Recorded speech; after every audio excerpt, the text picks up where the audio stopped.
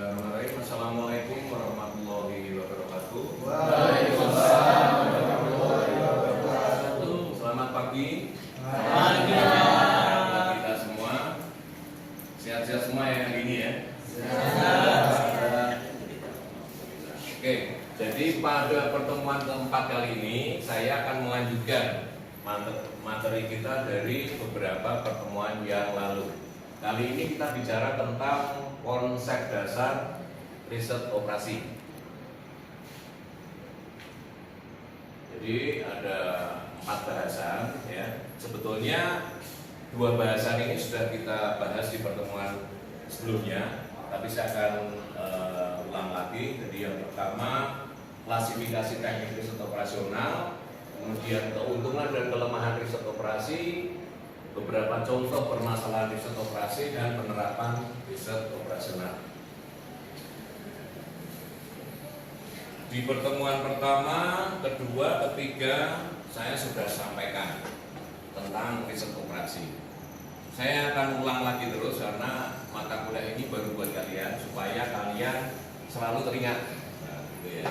Jadi saya ulang lagi, riset operasi dalam arti luas dapat diartikan sebagai penerapan metode-metode, teknik-teknik, dan alat-alat terhadap masalah-masalah yang menyangkut operasi-operasi, maksudnya menyangkut sistem operasional di perusahaan dari sistem-sistem sedemikian rupa sehingga memberikan penyelesaian yang optimal. Jadi ini memang kembali lagi saya berkali-kali bicara sama kalian jelaskan bahwa riset operasi ini memang cocok untuk diterapkan di perusahaan, ya. Perusahaan yang menggunakan line produksi, pabrik-pabrik, garment dan sebagainya. Jadi riset operasi berusaha menetapkan arah tindakan yang optimum, ya. Kemarin saya sudah jelaskan tentang optimum. Optimum itu apa sih? Kalau kita bicara ada minimum, ada maksimum. Optimum itu range-nya mulai dari minimum sampai maksimum. Pengertiannya yang terbaik, ya. Yang optimum, yang terbaik, bukan yang maksimum juga, dan yang minimum juga. Tapi yang namanya optimum itu kadang-kadang minimum. Minimum juga optimum bisa, ya. Atau maksimum, nah itu optimum. Tapi pengertiannya optimum itu yang paling baik, yang paling ideal untuk saat yang dibutuhkan dia. Dari sebuah masalah-masalah keputusan di bawah pembatasan sumber daya yang terbatas. Kalau kita bicara sumber daya, ya berkali-kali saya bicara juga. Sumber daya itu bukan hanya sumber daya manusia. Ada sumber daya manusia, sumber daya energi, sumber daya peralatan, sumber daya apa lagi? Alam. Ya, nah itu pengertiannya sumber daya, peralatan, proses dan sebagainya, energi dan sebagainya. Sumber daya yang terbatas. Jadi kalau kita ada masalah, kita ingin memutuskan, membuat suatu keputusan dari masalah tersebut, itu bisa kita pakai riset operasi. Istilah riset operasi seringkali diasosiasikan, diartikan secara eksklusif dengan penggunaan teknik-teknik matematis untuk membuat model dan menganalisis masalah keputusan. Jadi ini repotnya karena kita harus memformulasikan dulu, membuat masalah itu menjadi suatu masalah yang bisa kita formulasikan, bisa kita ekivalensikan dengan suatu formula. Kemudian formula rumus, ya, rumus.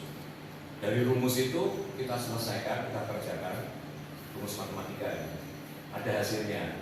Hasilnya nanti kita narasikan. Itu menurut sistem operasi di sini, itu hasilnya itu bisa menyelesaikan masalah.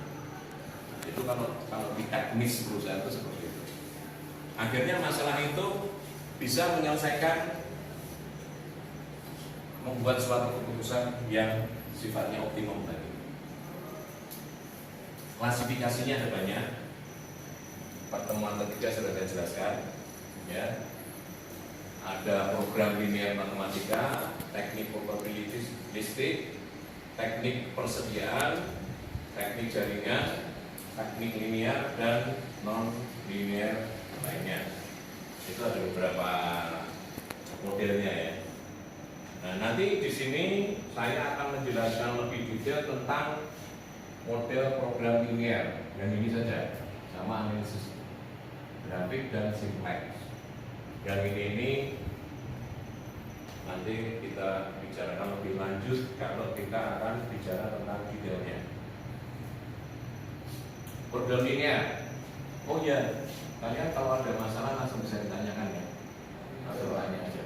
Dipotong saya kata apa.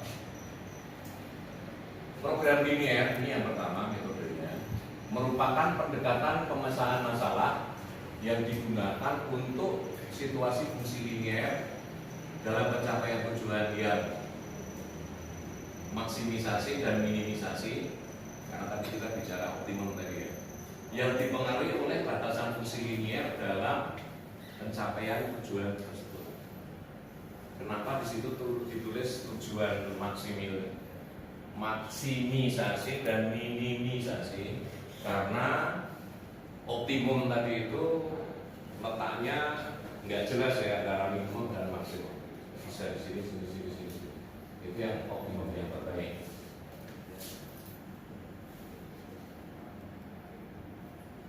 Program linear merupakan suatu model matematis yang digunakan untuk menggambarkan masalah yang ada. Dikenal dua macam fungsi linear programming. Nah, jadi kalau kita mempunyai masalah dalam suatu perusahaan, masalah tentang sumber daya manusianya, dengan alur proses operasinya, dengan energinya, dengan keuangannya, itu kalau kita akan selesaikan dengan linear programming, ya, itu harus melalui dua tahapan fungsi. Ya. Jadi ada fungsi tujuan dan fungsi kendala. Fungsi tujuan itu untuk menggambarkan apa yang ingin kita capai. Sebetulnya tujuannya itu masih dari proses itu. Pada satu perusahaan atau organisasi dengan menggunakan sumber daya yang ada. Dengan menggunakan sumber daya yang ada, misalnya orang, SDM-nya, kita mempunyai 15 SDM. Peralatan, kita hanya mempunyai 10 mesin. Kemudian energinya, kebetulan pabrik kita hanya disuplai oleh 2 megawatt saja. Nah, kita dari sumber daya yang ada itu kita harus bisa memanfaatkan. Kemudian keuangan kita cuma punya modal 200 miliar. Nah, itu bagaimana caranya dengan sumber daya yang ada itu kita pergunakan untuk menjalankan perusahaan kita sesuai tujuan perusahaan dan mendapatkan profit sebesar-besarnya. Tujuan perusahaan apa? Mendapatkan profit sebesar-besarnya. Itu tujuan utama. Makanya dengan SDM yang ada, bagaimana caranya supaya mendapatkan fungsi keuntungan yang sebenarnya. Itu fungsi tujuan. Jadi fungsi tujuan tersebut menggambarkan bentuk maksimasi dan minimasi yang biasanya dinyatakan dalam lokasi set. Jadi ada rumus nih, terbuat rumus. Oh, berarti tujuan perusahaan apa itu kita tulis dengan rumus ya. Nanti SDM-nya mungkin pakai A atau B atau C dan konstanta yang lain. Ya kan? Itu pakai formula rumus. Kalian sudah lama nggak belajar formula hitung-hitungan? Masih belajar nggak? Nah, semester berapa terakhir? Semester 4. Semester 4. Mau mata kuliah apa? Ekonomi. Statistik ya, kayak statistik gitu. Kayak begitu. Itu fungsi tujuan ya. Fungsi tujuan yang kedua adalah fungsi kendala. Menggambarkan kendala yang dihadapi perusahaan atau organisasi dalam kaitan mencapai suatu tujuan. Untuk kasus linear programming ini, kendala yang dihadapi lebih dari satu. Jadi lebih dari satu maksudnya konstantanya. Misalkan kendalanya, ternyata di SDM-nya, manusianya kita kurang. jumlah operator kurang gitu kan. Nah itu misalkan SPM-nya itu dianalogikan dengan rumus A. Kemudian sumber energinya, listriknya ternyata kurang pasokan, nah, listrik mungkin B. Kemudian keuangan mungkin C atau D. Jadi muncullah suatu rumus-rumus tadi. Nah, yang susahnya di sini kita kalau mau menggunakan riset operasi ini, kita harus mahir membuat dua fungsi tersebut, fungsi tujuan dan fungsi kendala.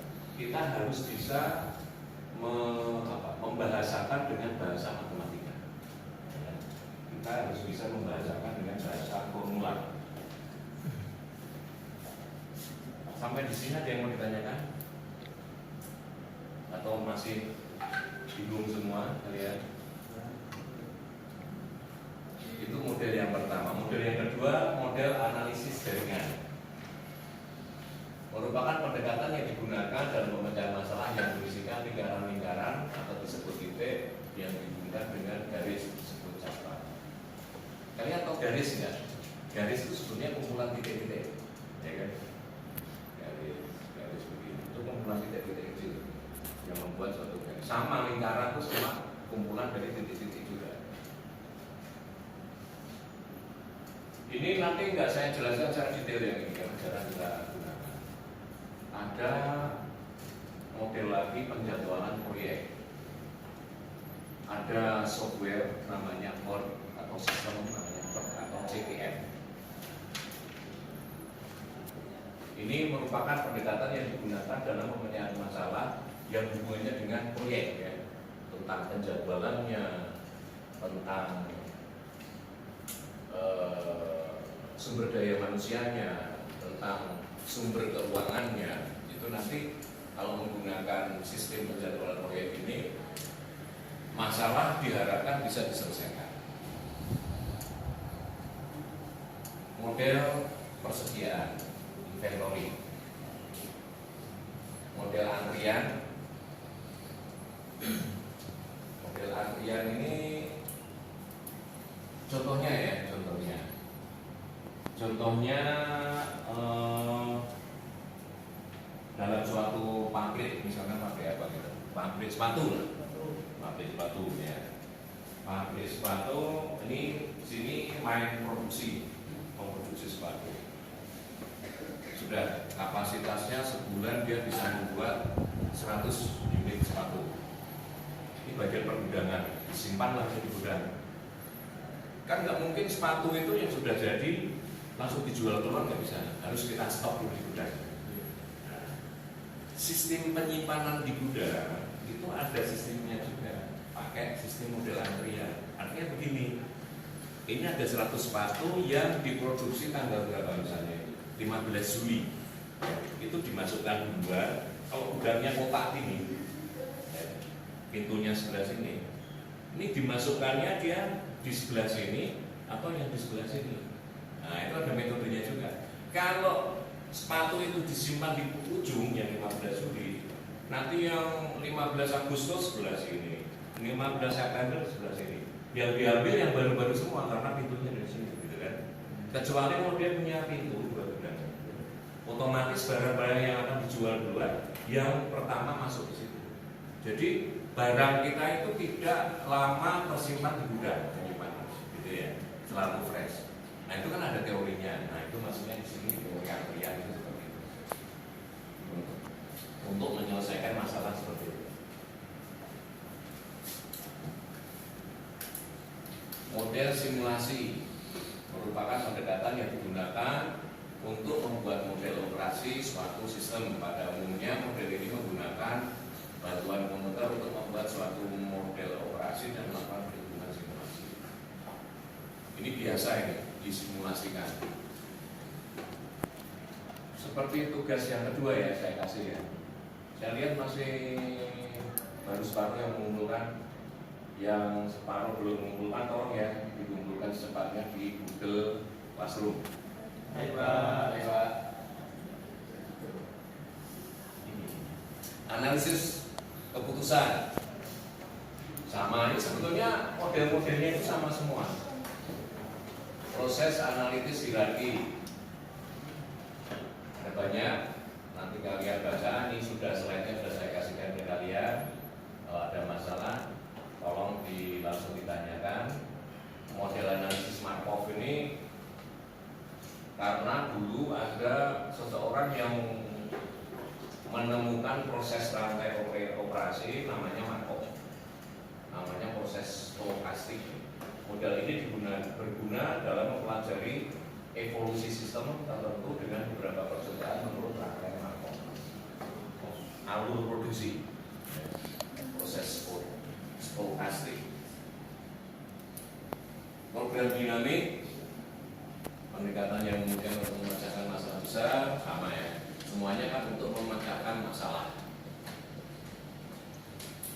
Prosedur berbasis kalkulus, banyak ini. Nah, beberapa ciri riset operasi yang menonjol. Yang pertama, riset operasi merupakan pendekatan kelompok antar disiplin untuk mencari solusi optimal. Ya, optimal. Jadi, dalam menggunakan metode proses riset operasi itu kita harus membuat sistemnya itu atau mengatur sistemnya itu dalam kelompok ya, kelompok kerja. Tidak bisa kita memutuskan sendiri, mencari solusi sendiri. Kita harus diskusi kelompok. Dan kelompoknya itu ada satu-satu wakil, misalkan dari bagian produksi, bagian pergudangan, bagian SDM, bagian akuntansi itu harus ngumpul semua. Jadi semua section itu harus ada. Riset operasi menggunakan teknik penelitian ilmiah untuk mendapatkan solusi optimal. Ya. Riset operasi tidak memberikan jawaban sempurna terhadap suatu masalah, tetapi hanya memperbaiki kualitas solusi. Jadi maksudnya, kalau kita selesaikan dengan riset operasi tadi yang menggunakan bahasa matematika, kita formulasikan, kemudian hasilnya kita narasikan ke bahasa manajemen, itu artinya bukan berarti itulah keputusan yang terbaik, belum tentu seperti itu. Karena riset operasi ini hanya alat bantu, ya, hanya membantu menyelesaikan masalah supaya kita ada dasarnya. Sama kan kalau kalian bicara manajemen strategik, ya, kan di situ ada analisis SWOT, ya, kan? Itu kan alat bantu kita untuk mencari strategi bagaimana yang teroptimum hasilnya supaya tujuan yang kita harapkan itu bisa tercapai dengan mengetahui kekuatan, kelemahan, peluang yang ada, dan tentunya ancaman yang ada. Seperti itu. Begitu ya, riset operasi tidak memberikan jawaban sempurna terhadap suatu masalah, tetapi hanya memperbaiki kualitas solusi. Keuntungannya dalam hal manajerial dan pengambilan keputusan, satu, kita bisa mempunyai suatu perencanaan yang lebih baik, ya, kalau menggunakan riset operasional. Yang kedua, bisa fleksibel dalam pengoperasian. Kalau kita mempunyai sistem operasi, proses operasi, harapannya dengan analisa proses riset operasi ini bisa lebih fleksibel. Kemudian lebih baik dalam melakukan koordinasi dengan berbagai pihak, antar bagian koordinasinya bisa lebih maksimal atau optimal, ya, harapannya seperti itu. Kemudian yang terakhir, membuat keputusan yang lebih tepat. Bukan berarti riset operasi itu langsung bisa membuat keputusan tepat, tapi membantu membuat suatu keputusan masalah yang lebih tepat. Itu maksudnya. Kemudian kelemahannya dari riset operasi ini, yang pertama, perumusan masalah, ya. Dalam suatu program riset operasi adalah suatu tugas yang cukup sulit. Itu maksudnya tadi itu, kalau kita mempunyai masalah dengan karyawan SDM-nya, ini si jangan-jangan si Anton nih kok kita harusnya pabrik ini beroperasi 24 jam, kalau di shift pagi dia harusnya jam 7 sudah bisa mulai bekerja, artinya dia datang jam 7:04, pulangnya jam 3 sore. Ini Antoni selalu terlambat. Nah, dari absensi kan bisa kelihatan. Misalnya begitu, selalu terlambat. Dalam 1 bulan 10 hari terlambat terus ya. Nah, ini kan suatu masalah dalam SDM. Kenyataannya gimana saya nggak tahu. Ini contoh aja. Tidak tipis ya. Jadi selalu terlambat. Nah, itu suatu masalah. Misalnya Pak Bayu sebagai manajer SDM-nya itu kan mesti punya catatan. Akhirnya dia harus bisa menyelesaikan masalah ini karena apa? Kebetulan Anton ini dia di line produksi yang kerjanya itu berhubungan dengan kerjanya teman-temannya yang lain. Artinya dengan keterlambatannya Anton, pekerjaan yang seharusnya satu sepatu tadi bisa diselesaikan dalam 26 jam, karena Anton terlambat, dia molor sampai 30 jam. Nah, ini kan menghambat produksi. Menghambat produksi artinya satu, perusahaan juga rugi, dan ini merugikan teman-teman. Karena dalam 1 tahun biasanya itu kan ada insentif ya, bonus. Nah, itu hubungannya dengan jumlah produksi yang ada. Kalau jumlah produksinya ini kan berarti bonusnya juga mengikuti kecil. Nah, ini seperti itu maksudnya. Ya. Itu adalah masalah SDM. Kemudian masalah keuangan, misalnya Flores lah ya, jangan nonton terus Flores. Flores sudah bekerja 2 tahun di perusahaan itu. Karena kerja 2 tahun, akhirnya kebetulan Flores punya kebutuhan, dia mau beli mobil baru, akhirnya dia pinjam uang perusahaan. Ya,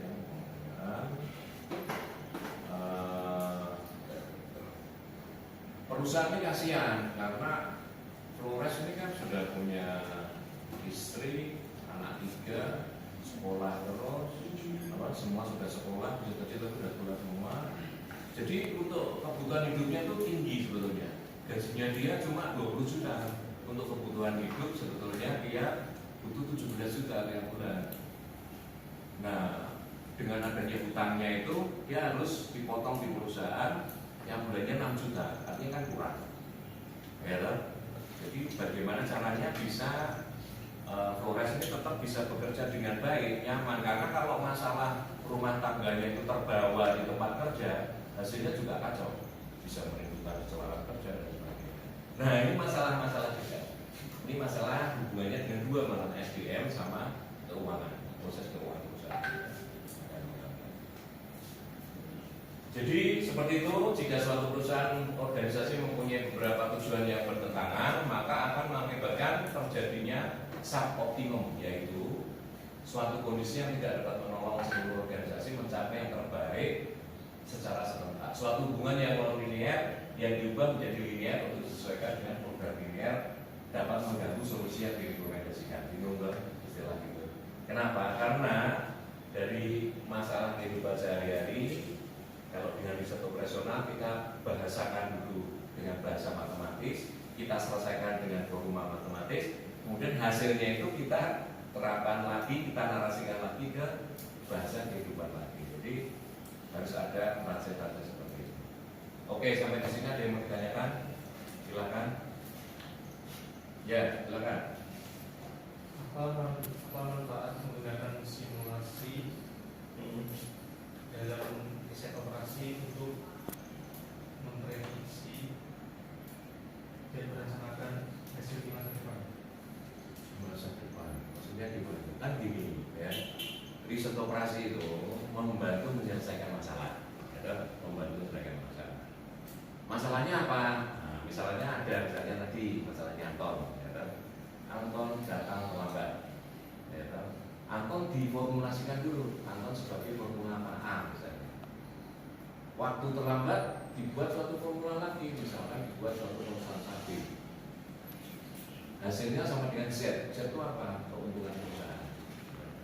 Karena dengan keterlambatannya Anton tadi itu kan sebetulnya mengganggu perusahaan, nah, merugikan perusahaan. Kita buat formulasi dulu tadi. Anton waktu terlambat konstantannya misalnya B, terus faktor apa lagi C, D. Kita buat rumus dulu. Nah, rumus, jadi rumusnya itu Z. Z sama dengan A dibagi ini kali ini kemudian ditambah ini, nah itu sama dengan set keuntungan tadi. Itu yang dibahas, yang dimaksud riset operasi di sini. Yang paling susah itu mensimulasikannya. Kalau sudah ketemu nanti angkanya, misalnya hasilnya 7, terus 7 itu apa maksudnya, gitu kan? Nah, 7-nya harus disimulasikan, dinarasikan bahwa oh kalau 7 itu berarti artinya satu Anton harus diskorsing atau diberi surat peringatan, nah misalnya gitu kan, tidak boleh diulangi lagi, dia harus membayar suatu kerugian itu. Ada kompensasi, ada penaltinya juga. Itulah maksudnya. Jadi dari kasus yang sebenarnya tadi Anton terlambat tadi diformulasikan, dibuat rumus.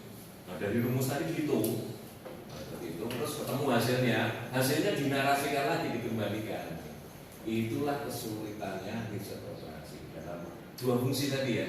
Ini dua fungsi.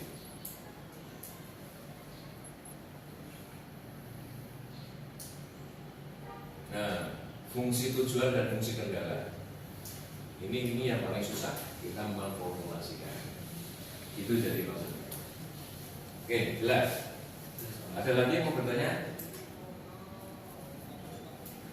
Silakan. Ya. Kalau bedanya program linear sama program non linear bagaimana? Program linear sama program non linear.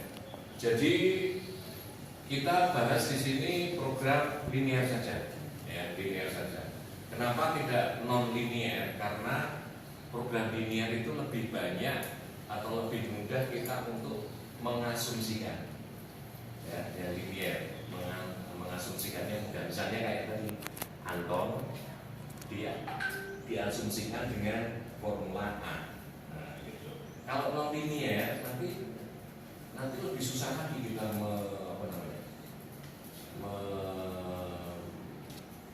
memfungsikan dia sebagai fungsi apa ini.